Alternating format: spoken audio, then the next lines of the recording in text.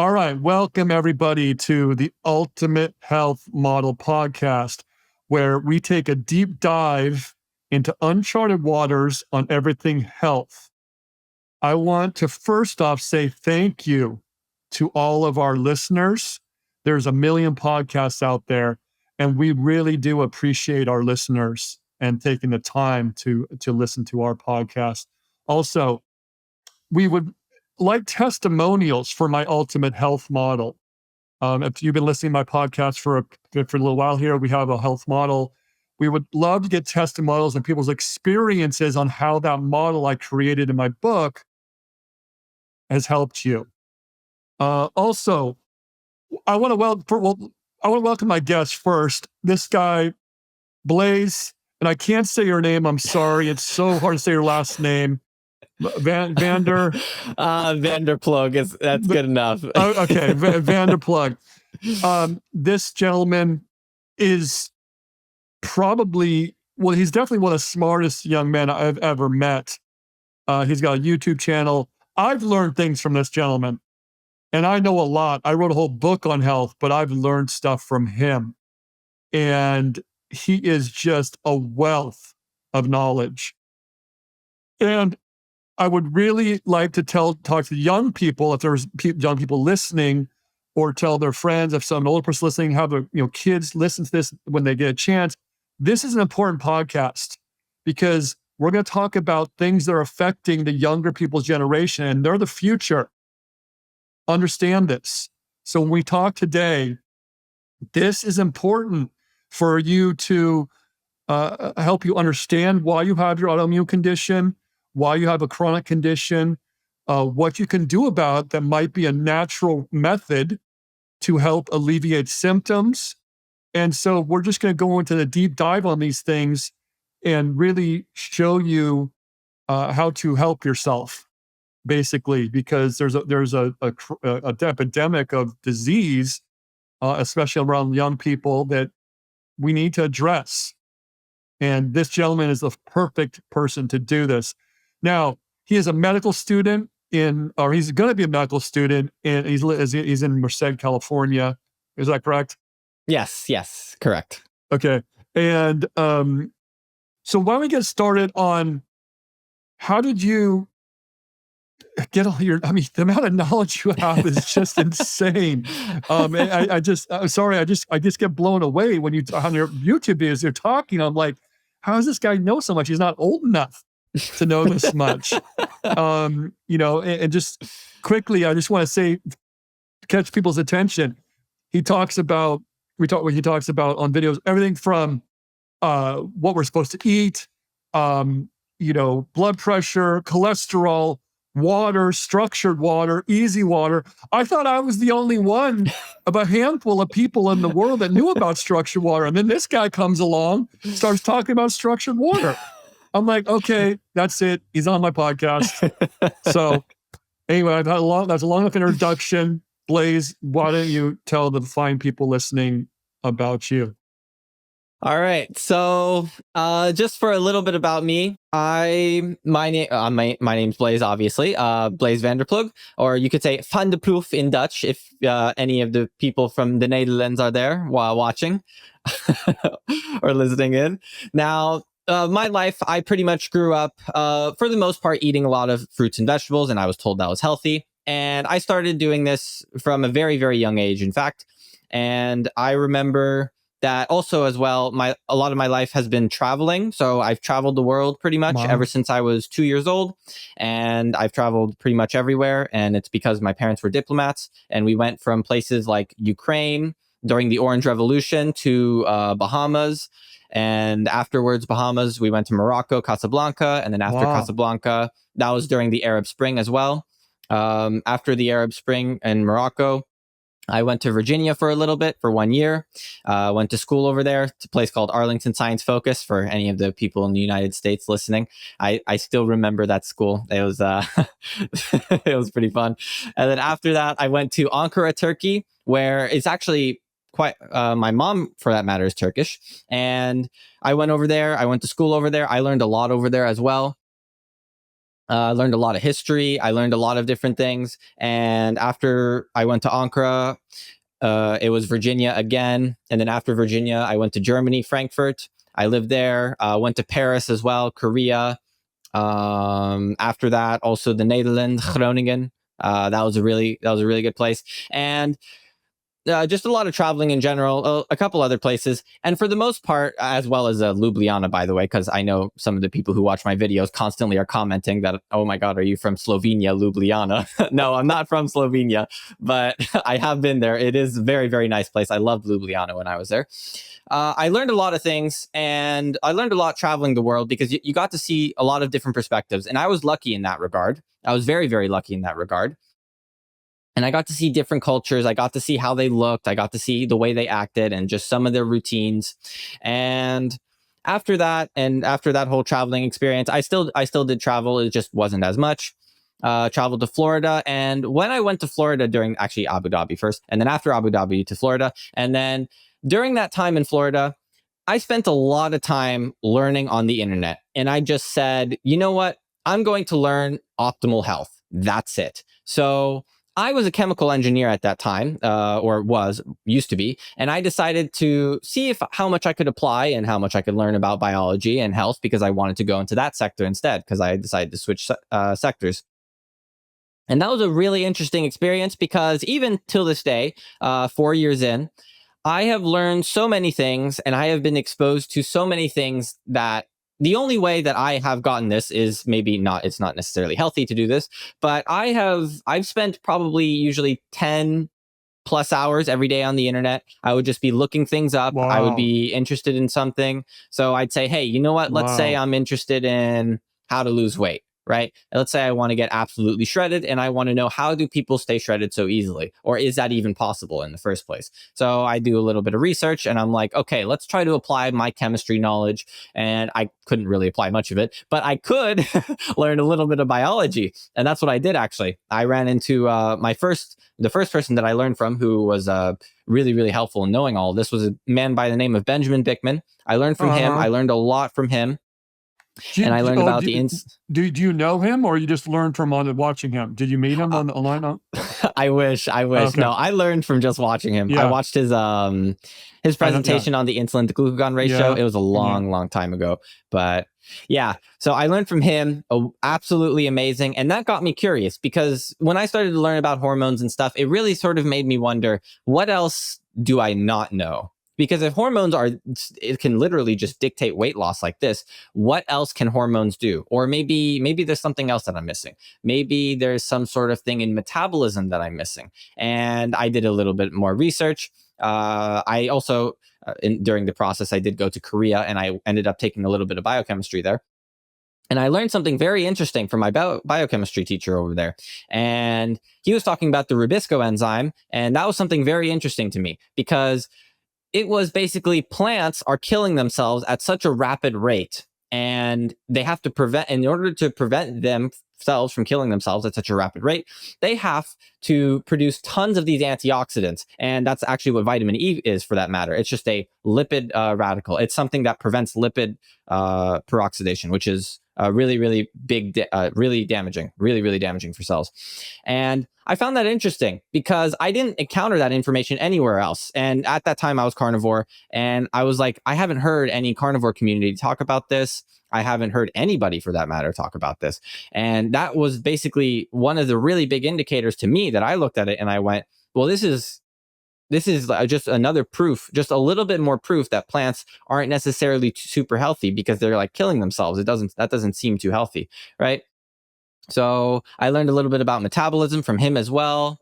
I spent, but most of my most of my time that I've actually spent learning all of that I know, I would probably say 95% of it is from either YouTube and the other 5% is from university. So everything that I know pretty much is just something off of YouTube, or maybe 2% or 3% from like my biochemistry teacher or some cell biology class that I took a long time ago. So it's a Yeah. lot of time. It's an It's a lot of unhealthy time. amount of time on the internet. Well, yeah, no, let me interrupt you really quick on that. So the, I'm the same way. You know, I wrote a book on health and I spent 10 years doing studying, reading hundreds and hundreds of papers, just like you. So we're alike in that way. I have not traveled like you have at all, but I was just always interested in health too. And I thought, you know, this doesn't make sense. I'd look at something like you're saying. I said, does this make sense? No, that doesn't make sense. And what I did is that I came from the perspective of, if everything is perfect in the body and most likely the universe, I think everything is really the way it's supposed to be all the time. There's really no mistakes. And so when I came from that angle, I plugged that into my book and my research. If everything is the way it's supposed to be and it's all working, for millions of years, without our intervention, let's dissect it like that. And so that's what I did. And that really helped me to go, well, they're saying the LDL causes, heart disease. Well, if everything is working the way, why? Why? You got to ask the why. And that's what you do. And that's what I do. And that's what people need to do. So, our friends listening, just ask why. If someone says, hey, you got to do this, well, why? It's your health, learn about these things, right? Yeah, you're smiling loud because Yeah. it's important. Just learn. It's true. Just learn. There's all the information's there. There's a lot of contradictory information, but just take what makes sense to you. And I think that's super important and so for me, I would start doing deep dives too. And one thing and it's kind of interesting in my book, people are going to find this really fascinating. Insulin is needed to take nutrients to cells and to remove the sugar from the glucose, which is sugar. So for people that might not know what this is, our friends listening, everything is broken down into either amino acids, fatty acids, or glucose. And glucose comes from carbohydrates. Whether you're eating a candy bar, you're eating a piece of whole wheat bread, which actually is a higher uh, insulin boost or glycemic spike than even chocolate or a candy bar, which is interesting. But here's what something people need to understand, I think, is going to really bring it home. And I wrote this in my book. What happens when you take water and flour and mix it together, or you take water and sugar, mix it together? And when I really thought about that and I wrote in my book, it kind of all dawned on me. So what happens, you take water, and blood's mostly water, right? And so your body is basically 96 out of, or 99 of 100 molecules, according to, I believe, Gerald Pollack, who you've read his stuff, and he's, yeah, we're talking about water, easy water. But I thought, well, if everything is water, and I kind of went to that perspective, everything's water, then the all this stuff has to happen in water. So if the blood's mostly water and you take sugar and water, mix them together, you get a syrup. I thought, oh, I had a light bulb moment.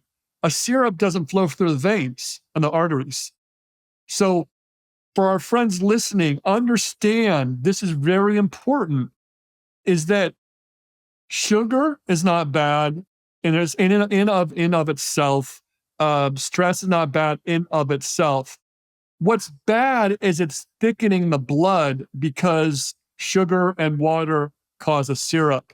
And that's why, I believe that's the main reason that the body has to take sugar out of the blood. Yeah, because it's toxic, but that's why.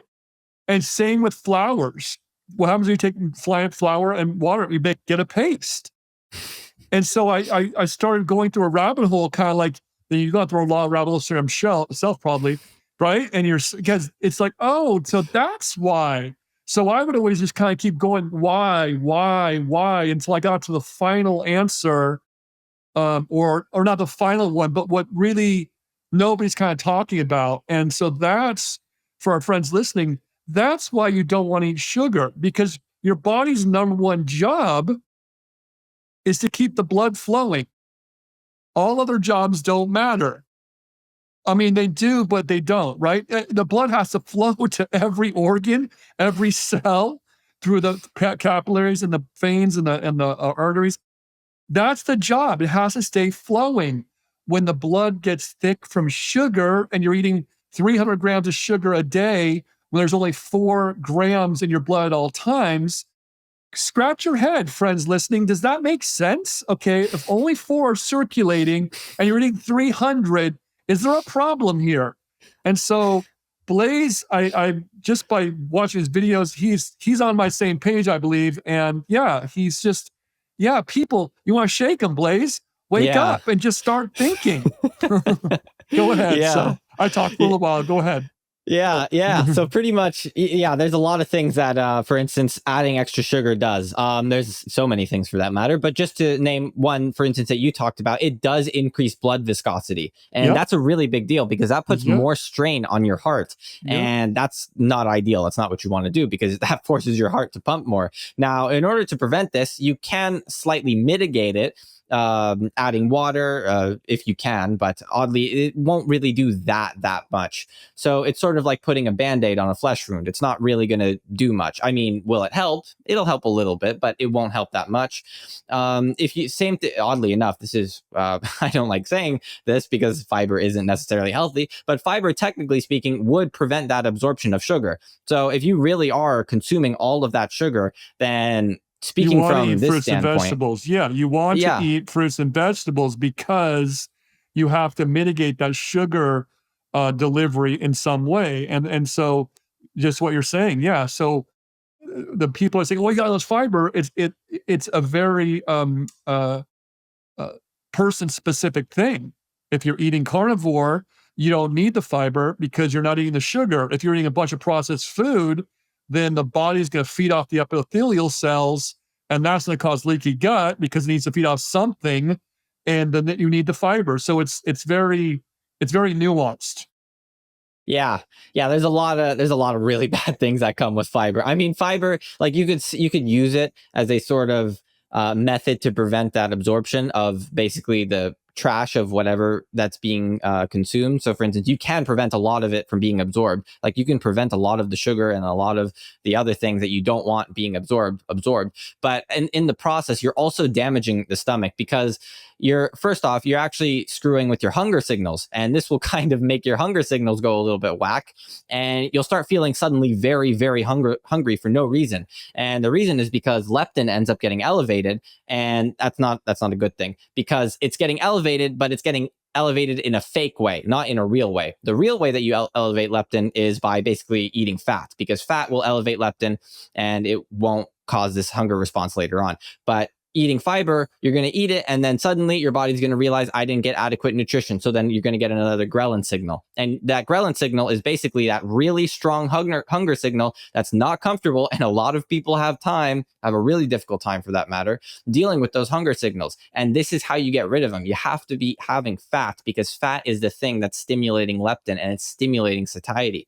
So in my case, for instance, just going carnivore. If you go carnivore, there's a pretty good chance you're going to be eating only 1 meal a day. You might have 2, but you will be pretty satiated for the most part. You get satiated very, very quickly. You don't feel like you need to eat anymore. If you do feel like you need to eat more on carnivore, go eat more, but it's most likely to help correct your hormones because your hormones are still a little bit out of balance. And in order to actually help your hormones get into balance, you have to add fat and cholesterol because there's a lot of really important things. But just to keep it short, if you really want to prevent that like strong hunger feeling and feel very satiated, it's with fat. Like that's the simplest thing that you can do. And also, I want to say this too, and piggyback off what Blaise is saying, that the fiber interferes with the hunger signals, but what's going on really at the bottom line, at the underlying factor, is that the fiber and the anti-nutrients and some of the plant toxins are interfering with the signaling as well, and so that's a problem. So so basically it all comes down to, and then what happens is that causes chronic dehydration. And I think what a lot of our friends listening don't understand, that is chronic dehydration is at the root of all problems. Is that, so all the things we're talking about now, all that causes chronic dehydration because the body's mostly water. And so if you think of it like we're like a water computer, that when there's not enough water, and there's a couple of really good books by a Indian doctor, Batman Jelly, called The Water Cure, and he really goes into really the nuances and why water is so important on a biochemical level.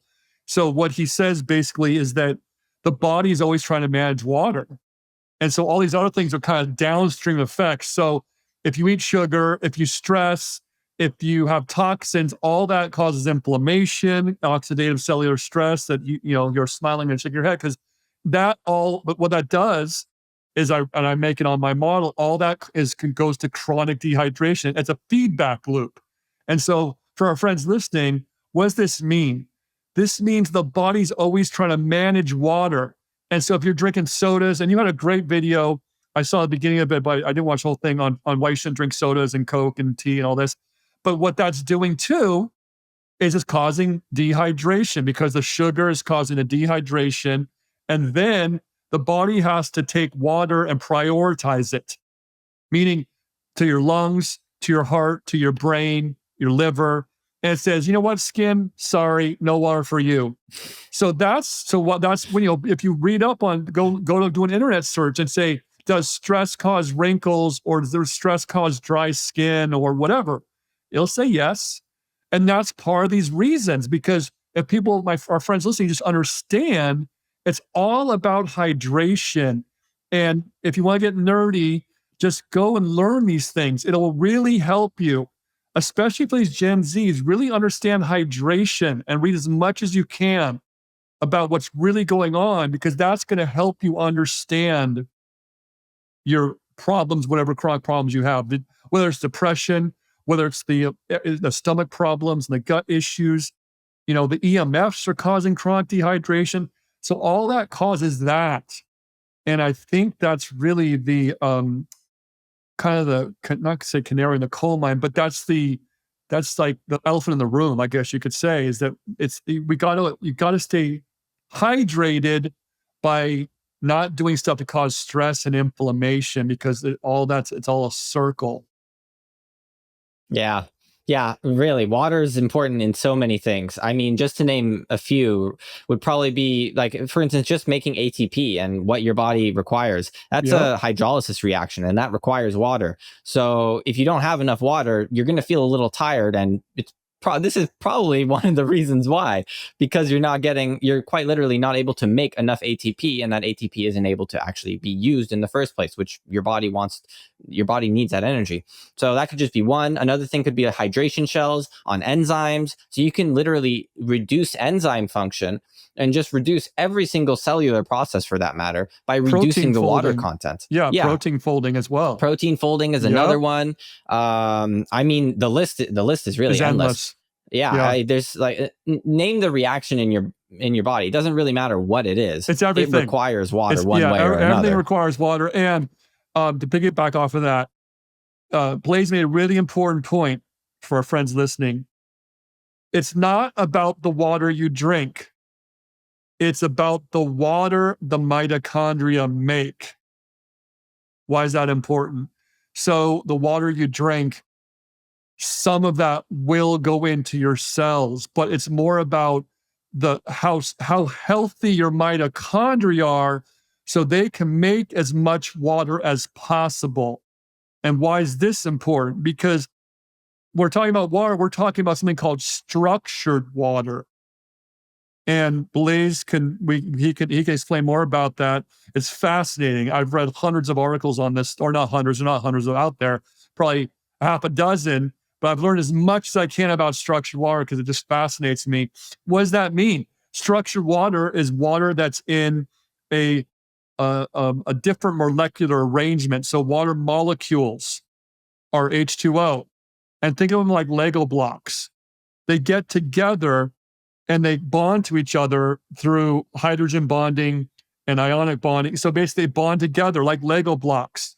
And think about Lego blocks. If you can make a little tiny little, block, house or something with Lego blocks, or you can make a whole town with people or whatever. The more complex Lego blocks, the more complex whatever you're making. It's the same with water.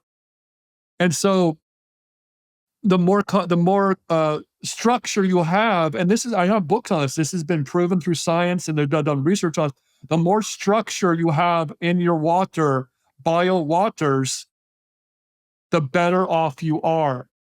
And so water structures around minerals. So we can talk about electrolytes if you want, because what people don't understand about electrolytes, why they're so important, because they're minerals. Water structures around minerals. And that's why you need minerals. Minerals aren't really food. I think that's a misnomer. That's my belief. I've read some studies on this. Minerals are not food for our friends listening. It's something for water to structure around. And the more structured water you have, I believe the longer you're going to live. And I've read some books on this, and there is some research on this. But why don't you go a little more into this? Because I just get a little nerdy about this, as you can see, and you're laughing, because it's just so fascinating. It's just, Yeah. water is incredible. It holds information. It's consciousness, I believe. I write in my book. And I think when people really understand water, they can really start to help themselves. Yeah. Yeah. There's a lot of really, really interesting things about water for that matter. But just to touch on the point of structured water, for instance, so you said that it has this sort of like a Lego block shape. And the reason, if you actually look at it real quick, it looks sort of actually like that of ice. It has a little bit Yeah. of a lattice structure, sort of like ice, which is really, really interesting. So that part I found very, very interesting. The sort of hexagonal shape. But another really important thing is it prevents free electron flow. So you can basically block out. So this is probably the reason why increasing structured water content would be very, very helpful in terms of living longer, is because there's a hydration shell around everything, or basically an EZ shell for that matter, an EZ shell around everything that is in your body. So it could be the cell, the mitochondria, it could be even your cell membrane. It doesn't really matter what it is, but there's basically this like shell around it, and there's this EZ water shell.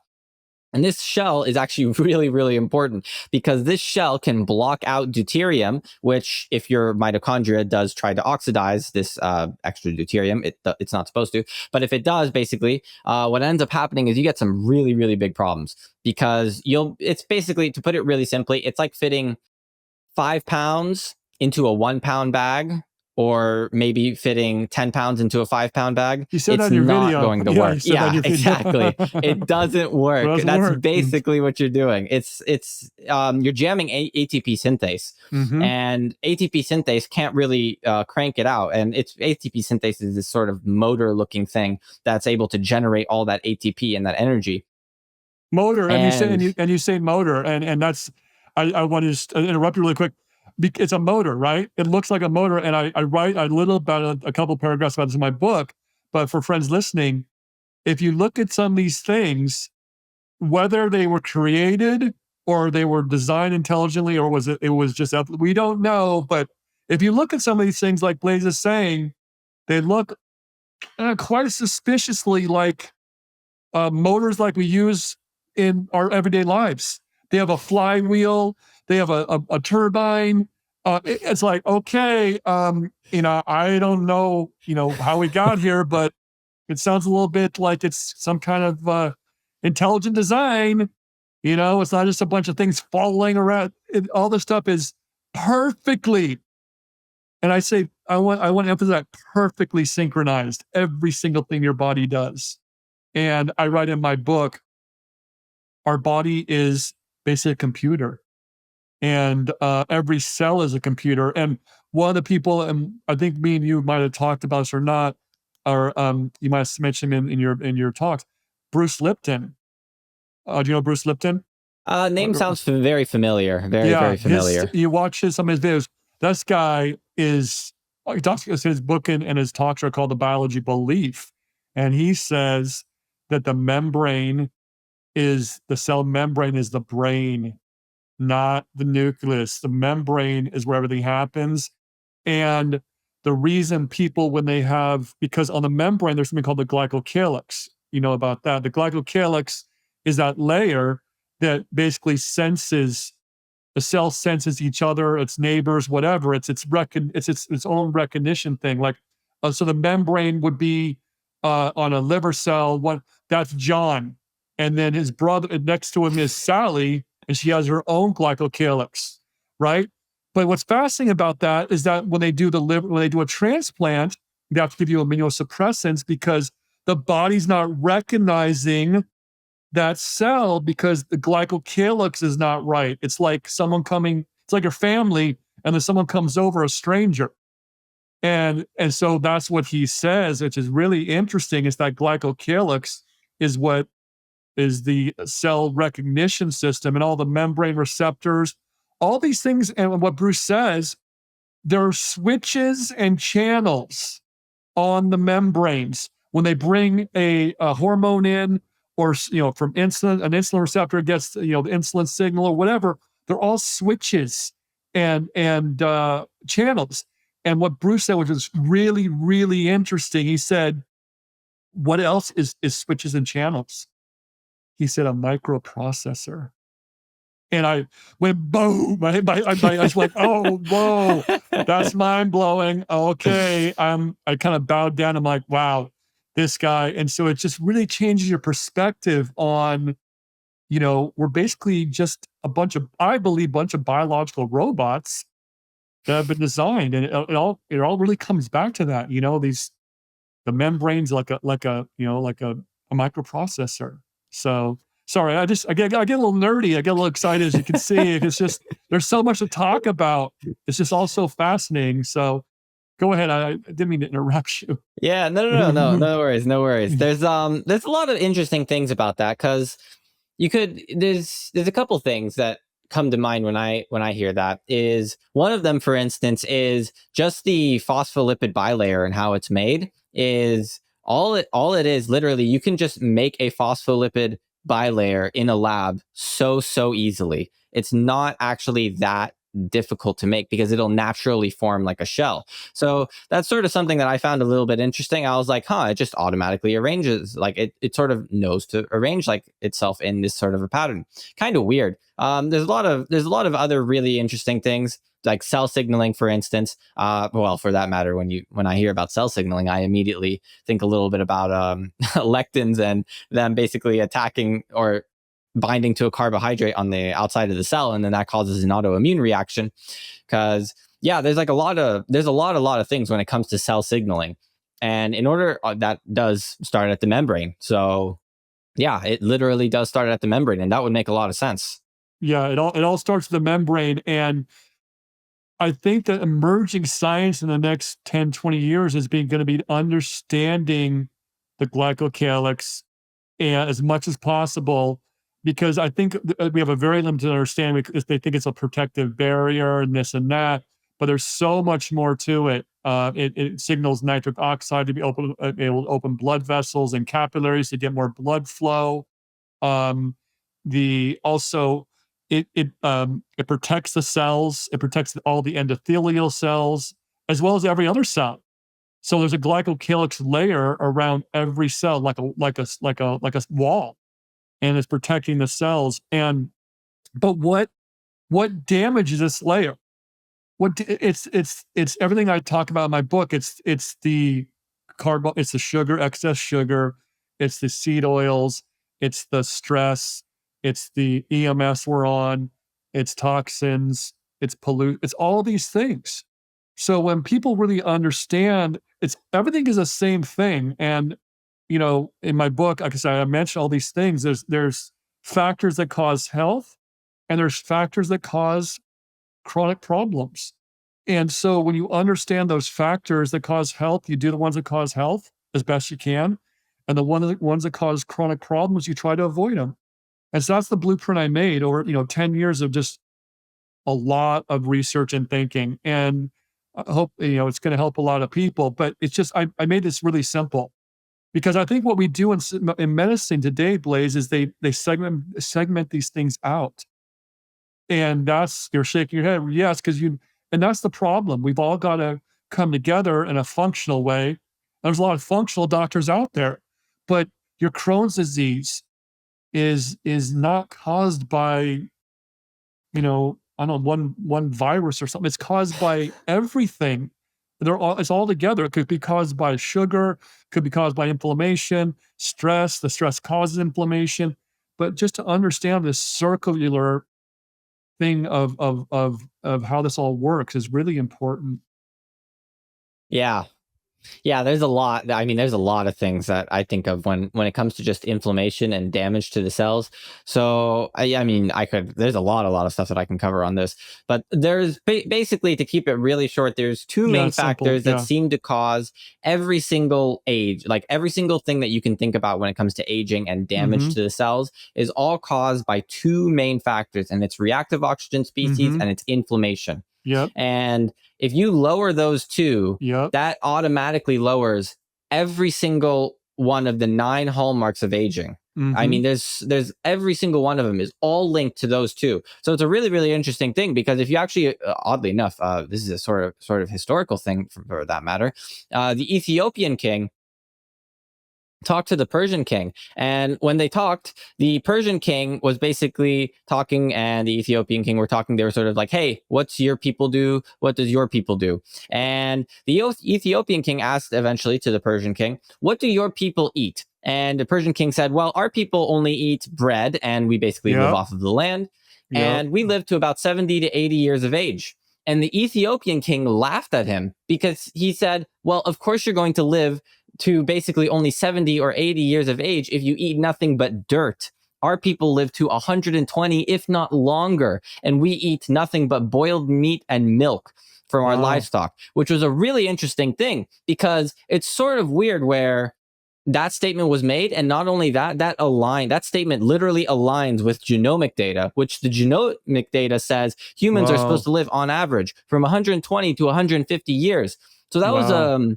that was a really big, like, question mark moment. That doesn't usually happen, by the way. History does not usually align with science in that aspect, but when it does, it's Wow. very strange. It's kind of it kind of makes you wonder whether or not we're living for such shorter amounts of time. As you can see, like for instance, the average lifespan is not that high. It's around 70 to 80, literally what the Persian king said. And it seems as if, oddly enough, you add more meat, for instance, because Hong Kong, for instance, just as an example, Hong Kong lives to 85 years old. And even though they add so many carbohydrates in, they have the highest meat consumption and pork consumption. And because of that, they are the highest lifespan. They're 85 or 86 if you round it. I think I'm pretty sure it's 86, Mm-hmm. but we'll just Yeah. say 85. Yeah. So yeah. That's important. And I think to piggyback off of that, why don't you tell our friends listening why? So because some young people listening might be vegetarians, might be vegans. We don't know, but say when they hear about how eggs are dangerous or meat or whatever, why don't you explain to our friends listening why that's not the case and why studies, and I write about this in the book, Blaise. And when I found this out, I was really angry, and because I didn't know, I thought, oh, studies, those got to be right. And when I realized that they asked them a question, they had a questionnaire, and they asked them what they ate a year ago. So hey Ben, what did you eat January 27th of 2024 at 1 p.m.? I'm like, what, are you kidding me? And so when I realized that, I was really angry. I'm like, and then what they do is they take all this data, which is pretty much ridiculous and completely inaccurate, and then say that eggs cause problems or meat causes diabetes or whatever it might be. And so it's like they're called observational studies. So to our friends listening, understand that the way they do these studies is really not accurate. I wouldn't say not accurate. It's completely inaccurate. And even when they do, let's say, like what's called a randomized controlled trial, where they put someone on a certain diet and they put someone else on another diet, and they measure the results after 6 months. How do you know these people ate exactly what you're told them to eat? And then the control group, they're eating a bunch of cookies and processed food or whatever, and the other group's eating only vegetables and exercising. There's so many variables involved that a lot of this science is really inaccurate. And I think that's really important for people to understand so they're not afraid of things, whether it be vegetables or eggs or whatever they want to eat, but just understand that nutrition science is really an impossibility because of all these co-founders. And when I realized that, I was like, I'm just going to do, I'm going to use my own common sense and do this. I'm not going to listen to any study, even a carnivore study. If it says, you know, red meat is great and this and that, I believe it's red meat's great, but you can't really prove it. It's only called association. And you're shaking your head. Yes. Cause Yeah. association. And for our friends listening, and I write this in my book, tattoo this on your arm. And maybe not a permanent tattoo. Association is not causation. Blaise is laughing because he knows association is not causation. And there are all these people, oh yeah, red meat's associated with 30% risk of higher diabetes. I don't care. I'm a, this, whatever's associated with this doesn't mean it caused it. So Yeah. why Yeah. why you There's go so further about much. that? Yeah, because this is Oh this is man. important. I want you to preach. I Oof. want you to preach to our young listeners because you're Gen Z and say, listen, don't just use your common sense. Yeah, yeah. So this one, I don't want to like attack anyone personally or anything, but I literally have videos where it's literally the title of my video for that matter. Almost, it's undergraduate student school's modern doctor, because this is basic biochemistry. And if you learn this biochemistry and then you actually start learning a little bit of biochemistry studies, and then after you take those biochemistry studies, you start like trying to mix them all together, you start to realize that every single one of these things that they're saying when it comes to red meat causes diabetes makes no sense whatsoever if you put it under the right context. Same thing with whether or not plant-based makes you live longer. If it really did, why is India living so low? Why is India's lifespan 67 years old? So that's just one thing. I mean, the list is endless. I could, in terms of the biochemistry, I can give you just 5 factors already right now that can prove, literally prove, there is no health benefit whatsoever to vegetables.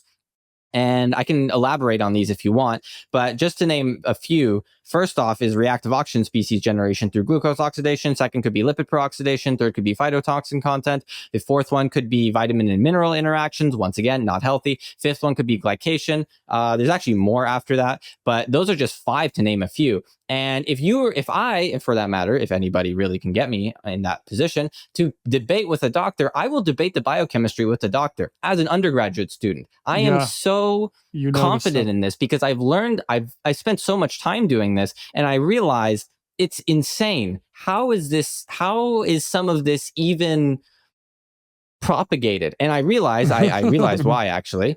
Well, yeah, it's money and all these. Yeah, it's money. But here's the thing: is that to play devil's advocate, fruits and vegetables. So when you cook them, process them, ferment them, boil them, you do remove and help to neutralize some of its toxins in it, but nobody knows how much because it's always different. So for our friends listening, if you want to eat some vegetables, cook them, and some fruits, go ahead. Just you don't want to eat the processed, ultra processed food. I think that is really what's the problematic thing. And the vegetables and the fruits, yes, they do have all these things you're talking about, the toxins and all these things, and the glucose metabolism produces more. But we've been eating fruits and vegetables for and I believe they're a fallback food. And like you talk about, yeah. So you can eat them. Don't be afraid to eat some here and there.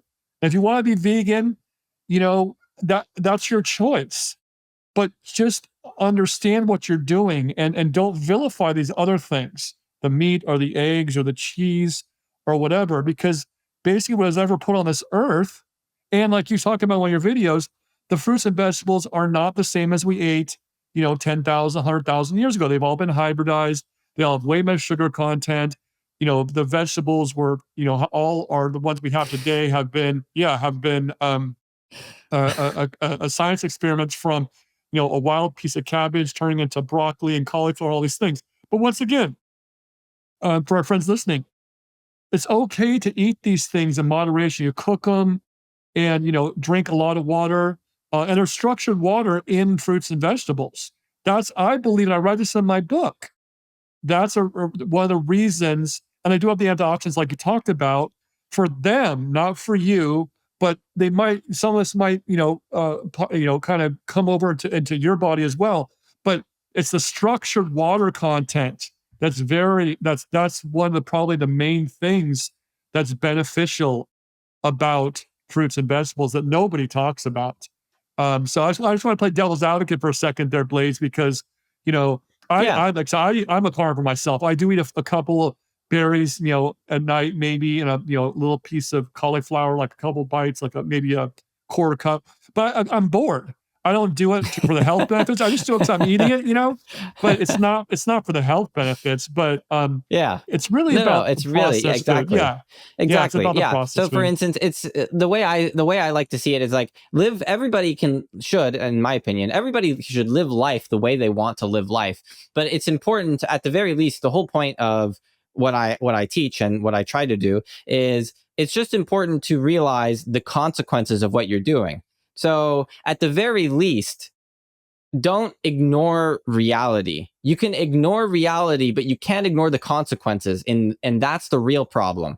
So at the very least, know that if you eat them, it's not necessarily because of nutritional value, or maybe know that if you eat, for instance, pork, like for instance, me eating pork, even though pork isn't technically speaking, from my perspective and what I know based on the biochemistry, it isn't the healthiest possible meat. It still tastes good, so I'll like it. Like it does have higher deuterium content, it has higher polyunsaturated fat content, more susceptible to lipid peroxidation, more reactive oxygen species being generated. But regardless, it's the whole point is to realize that it's important to, yeah, once again, it's really important to just know the consequences of what you're doing, because it's important to eat whatever you want, live life the way that you want to live life. Just But at the no, very least, yeah, know the consequences. understand what you're doing. I think that's important, because it's just be educated. Go, there's everything you need to know is on the internet and it's on social media, and question things too. So what I mean by that, so someone says, a TikTok video or Instagram, oh, I heard not to do this. I heard that, this particular supplement does this or whatever. Read about it. Just Google it. Just use your head, and then make up your own mind, and just don't blindly follow people, you know. Yeah. Yeah. I eat a lot of bacon. I love bacon, but I also drink a ton of structured water. I have a structured water device that I have at my house from a company that I believe in, and plus I do all the things on my model that I created to help offset these effects. And it's we can't live. None of us can live perfectly. You just do the best you can, and with the knowledge you have. And I think that's the takeaway from this conversation today, is that you just got to do the best you can, and use your head, right, Blaze? That's pretty Yeah. much it. Use common Yeah. sense.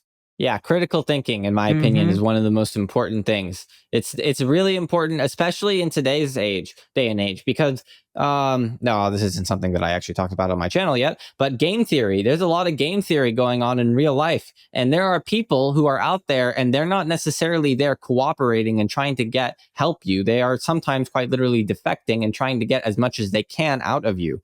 So it's really important to understand a little bit of game theory, realize that not everybody is there for your best intentions. Not No, everybody has your best intentions at heart. And when you realize that and then start trying to think on your own, which by yeah, the way, that is probably the most difficult thing to do, because it's stressful. It's it very is. stressful to think on your own It is. and to think for yourself. Honestly, it's so stressful because not having somebody always there to tell you the right direction it's very stressful, it's difficult, and that's quite literally existentialism. That's the philosophy of existentialism. It's to be painfully free and to literally be so free that there is no anything. It's a giant sandbox, and it's you do whatever you want to do, but it's But pain it's free. to literally. Yeah, it's painful, but it's also freeing in a way, because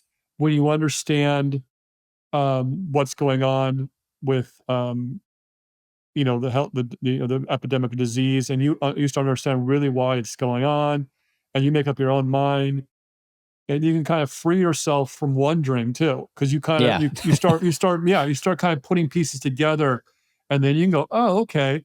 And then you go, okay, do I want to take pills and and feel bad and take pills and and then feel a little bit better the next day maybe, or do I want to learn why I feel this way? And some people will want to learn, and some people won't. And I think what you do, what I do, what anyone does on the internet, and even if it's a vegan doctor, it doesn't matter who it is. Anyone, it doesn't matter who it is really. Even though I don't align with some of their values, people like to learn. The ones that want to learn want to learn. That's why they're Yeah. on the YouTube, right? Yeah. And so, yeah. And the ones that don't want to learn, then don't learn. It's kind of that simple. I know it's really kind of elementary what we're talking about here, but I think it's important to really hammer that point home, to use your critical thinking skills and on like you've done and what you have, the amount of knowledge you've encompassed or been able to gather over. And how old are you? I am currently 24 years old. 24. What I know at 24? Let's see. I knew nothing. Jesus. I'm jealous of how much you know in a way, God. But anyway, no, it's just it's really nice to have someone like you on podcast that is forward thinking and thinks about these things. And there's a lot of other people obviously doing this, but the more of us that can do it, and like so I'm saying, whoever's listening, our friends listening, have tell your friends, say, hey, this podcast with Ben and Blaise, you got to watch this. They really kind of really brought it home and kind of laid it on the line, because I don't think these kids want to get sick. I don't think Yeah. that they're autoimmune conditions or whatever it is, but when they can understand what's causing it, um, the myriad of reasons, then they have that in their toolbox to use if they want to. Yeah. Yeah, like the biggest example for a lot of the kids that I know, for that matter, and that I'm sort of close to, I would say the main things that I always see among my generation, as well as a little bit younger than me, I see depression and anxiety through the roof. Everybody is so unbelievably stressed. Everybody is so unbelievably depressed as well. There's no motivation. There's quite literally, I see a lot of this too, hopelessness. I see so much hopelessness, and it's kind of painful. But know that literally you can actually, at the very least, you can get rid of the depression and you can get rid of the anxiety. Yeah. You can do that through Yeah. diet. I have done it myself because I was a really good example for that matter. I was extremely depressed, a little too depressed. Yeah, it really, really bad, really, really bad stuff. And I got rid of that. I managed to completely get rid of my depression. And Good for you. I was told that it was supposed to, it'll just go away as time goes on. It's just growing up. It's like, no, it's not just growing up. It's literally the brain not functioning like it usually should be. And the way that the brain should properly function, well, you need it anyways from you need a couple of things, but just to name one of the big things is you need to reduce the reactive oxygen species and you need to reduce the inflammation, because keto diets, supposedly that is the main thing, that's why keto diets are getting such big results. It's not it, and if you take that to the next level, all you're doing between keto and carnivore is you're just reducing the reactive oxygen species and the inflammation to a tenfold. So of course you're going to get even better results if you just reduce the reactive oxygen species, one of the primary causes of depression, anxiety, and all these mental disorders, schizophrenia, BPD, doesn't matter what it is, name it. It's all because of reactive oxygen species and inflammation. You reduce those two immediately, significantly improves, because that is less damage to your brain, quite literally. Absolutely. Yeah, Yeah. absolutely. And I think that's super important. Yeah, because it's really, it's about reactive oxygen species, chronic inflammation, and we reduce that by the carnivore diet, keto diet, vegan diet too, because you're not causing that Randall cycle, which Yeah, is which we can technically go. speaking, you're Yeah, causing inflammation, but you're not causing as big of an increase from the reactive oxygen species. So yeah, that but is it's true. Randall cycle. Randall cycle. When you eat carbs and fat together, that's been the hallmark for human beings since the beginning of time. I don't know, not the beginning of time, but since agricultural revolution, we've been taught to eat, a burger with fries, the meat, the bread, but that's every meal is carbs and fat together, and that's another thing that's causing issues. It's all because, like Blaise just said, it's all causing chronic inflammation, and then that's causing more reactive oxygen species. It's a vicious cycle, and I think so. We'll wrap up here, but I think that for our friends listening, just understand these things. Watch with Blaise's videos; they're extremely informative. This gentleman knows so much. Yeah. Get my book called "Why Are You Sick? How to Reclaim Your Health with the Ultimate Health Model." And my ultimate health model is to give you that blueprint of things that doctors don't talk about, the EMFs and what that's doing. It's causing inflammation. Now, like we said earlier in the conversation, we're on our phones right now. You have to live in society and in the Western. You have to live in the world, and so what you have to do by going on a carnivore diet, low carb, minimizing the sugar you're eating, whatever you can do to offset the stuff you can't do anything about, the EMFs.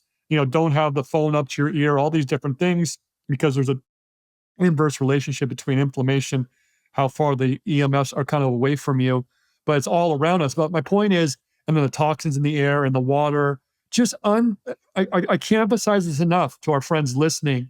Understand these things the best you can. Just don't put your head in the sand. Understand all these things work together, and that you have to just think and do research and just understand these things. And if you want to take pills, do, but just understand what you're doing. And I'm just really grateful, or not grateful, but just so happy that there's people like Blaise out there, and other people in the young generation, Gen Z, that are understanding these things, because you're the future. And it's I'm very hopeful that people are waking up to doing these things, and restoring the soil, and all these things, that how the caucus in Washington D.C. about how we got to do something about just some basic things, like not putting yellow number 5 in our food, which comes from petroleum. I'm not asking them to stop making cereal, but dude, at least in Europe and you admit it, they don't do that. So we're not Yeah. saying we're not saying to the big food companies, sorry, we're gonna put you out of business, or the big farm. We're just saying, come on, man, give us a break. We'll start small or something, do something, And so with all the stuff you're doing, I'm doing, things will progress as they do, and all we can do is just keep trying. So anyway, thank you so much, Blaise. I'm going to have you on again, because you are. I love talking to you, man. You're just know so much, and just such a bright individual. And tell our friends listening where they can find you. I know you got your YouTube channel, but here's your chance to just tell everything you can. Your Instagram, whatever, TikTok. All Tell right. us where you can find you. So there's a lot of things that I want to cover. First Yeah. is my YouTube channel. I don't just plan on teaching the biochemistry of health, by the way. I plan on teaching a lot of other things that you can practically use in everyday life, because in my opinion, education is really, really valuable, and it's not not the stuff that you learn from school. So I'll try to teach as many things as I can. I'll be teaching bone remodeling, which is really important, in facial attractiveness, as well as bone durability. I plan on doing a lot of that as well in my videos coming out in November. I plan on teaching game theory, thought, understanding basically whether or not you could be or could not be taken advantage of, how literally the game of how business and power structures work, and this power structure could apply to anything. It doesn't have to be it doesn't have to be just politics and the power structure of politics. It could be businesses, it could be anything. Basically how rules work. So it's really, I plan on teaching all of that, and that will be on my YouTube channel. It's at BlaiseV. So it's just my name, BLAISE, and then with a V. and not my last name, because my last name's unspellable and I know Yeah. nobody's going to get that right. So yeah, I plan on teaching all of that there. Also, you can follow me on Twitter as well. I don't post too much on there, but my name is BlaiseV, and then with 3 E's at the very end. You can also follow my Instagram, Blaise Vanderploeg. I'm the only Blaise. If you type in Blaise Van, you'll probably find me. I don't post much on there, but you can ask me questions. You can also, I have a Discord as well in my link to my YouTube videos. So if you're interested, just ask the Discord link. If you can't, if the Discord link isn't working, if it is working, then you can join the server. Ask me any questions. I will answer as many questions as I possibly can, because honestly, I really do try to do as much as I can to help people out there, because there's a lot of things that I think need to be known, and if they aren't, then you suffer, and I suffer for that matter. Everybody suffers in the end. So, and it's not something that I like. Absolutely. Well, once again, thank you so much, Blaise, and we're definitely doing this again. To all our friends listening, once again, thank you for listening. I know you have a lot of choices, but I hope this has really opened some people's eyes and their minds, and to understand kind of what's going on, because we're having a lot of issues today with chronic health issues that weren't around 20, 30 years ago. And between what I do, what Blaise does, and all these other people on the internet, just learn. And because what I can leave you with this: knowledge is power. And that's been what I don't know who said that, but no, I don't know. Yeah, some philosopher said knowledge is power.